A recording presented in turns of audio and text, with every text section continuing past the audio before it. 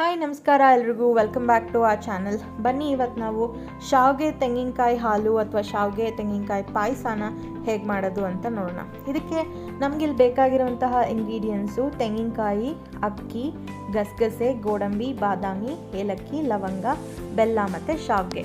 So ಇಲ್ಲಿ ನಾವು ಒತ್ತೋ ಶಾವಿಗೆ ಜೊತೆಗೆ ಮಾಡ್ತಾರೆ ಯೂಶ್ವಲ್ ಆಗಿ ಕಾಯಿ ಹಾಲನ್ನು. ಬಟ್ ನಾವು ಅಂಗಡಿಯಿಂದ ತಂದಿರೋ ಮಾಮೂಲಿ ಅಕ್ಕಿ ಶಾವಿಗೆ ಜೊತೆಗೆ ಮಾಡ್ತಾ ಇದ್ದೀವಿ. ಬಟ್ ನಾವು ಮಾಡಿ ತಿಂದಾದ್ಮೇಲೆ ನಮ್ಗೆ ಟೇಸ್ಟ್ ಏನು ಅಷ್ಟೊಂದೇನು ಡಿಫ್ರೆಂಟ್ ಅನ್ನಿಸ್ಲಿಲ್ಲ. ಬಟ್ ಇದು ತುಂಬ ಕ್ವಿಕ್ಕಾಗಾಯಿತು, ತುಂಬ ಈಸಿಯಾಗಾಯಿತು, ಯಾರು ಬೇಕಿದ್ರೂ ಮಾಡ್ಬೋದು. ಸೊ ನೀವು ಒಂದ್ಸಲ ಟ್ರೈ ಮಾಡಿ. ಸೊ ಬನ್ನಿ ಇವಾಗ ನಾವು ಕಾಯಿ ಹಾಲನ್ನ ರುಬ್ಕೋಬೇಕಾಗತ್ತೆ. ಫಸ್ಟ್ ಒಂದು ಮಿಕ್ಸಿ ತೊಗೊಂಡು ಅದಕ್ಕೆ ನೀವು ತುರಿದಿಟ್ಟಿರೋ ತೆಂಗಿನಕಾಯಿ, ನೆನೆಸಿಟ್ಟಿರೋ ಅಕ್ಕಿ, ಗಸಗಸೆ, ಗೋಡಂಬಿ, ಬಾದಾಮಿ, ಏಲಕ್ಕಿ, ಲವಂಗ ಇದನ್ನೆಲ್ಲ ಹಾಕಿ ರುಬ್ಕೋಬೇಕಾಗತ್ತೆ.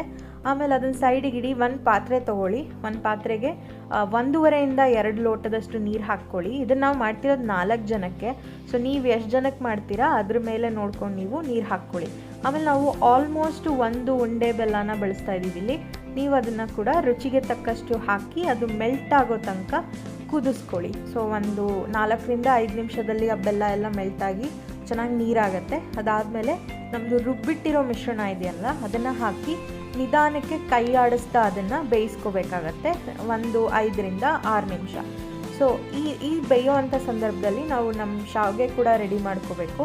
ಸೊ ಶಾವಿಗೆ ಮಾಡೋದು ತುಂಬ ಸಿಂಪಲ್. ಇಲ್ಲಿ ಒಂದು 5 ನಿಮಿಷ ನೀರನ್ನ ಕುದಿಯೋಕ್ಕೆ ಬಿಡಿ ಒಂದು ಸ್ಟವ್ ಮೇಲೆ.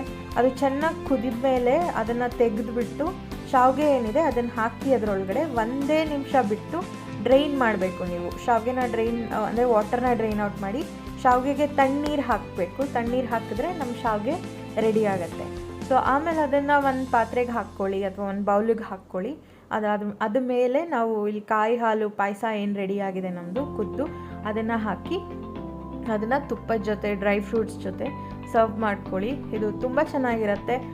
ಇದ್ರ ವಿಶೇಷ ಏನಪ್ಪ ಅಂತಂದರೆ ಇದರಲ್ಲಿ ನಾವು ಡ್ರೈ ಫ್ರೂಟ್ಸ್ ಯೂಸ್ ಮಾಡ್ತಿರೋದ್ರಿಂದ ಇದು ತುಂಬ ಪ್ರೋಟೀನಿಷಿಯಸ್ಸು, ನ್ಯೂಟ್ರಿಷಸ್ಸು ಅಂತ ಹೇಳ್ತೀನಿ ನಾನು.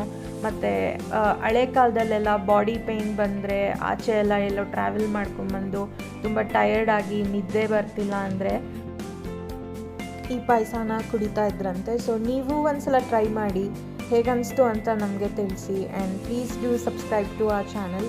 Thank you for watching.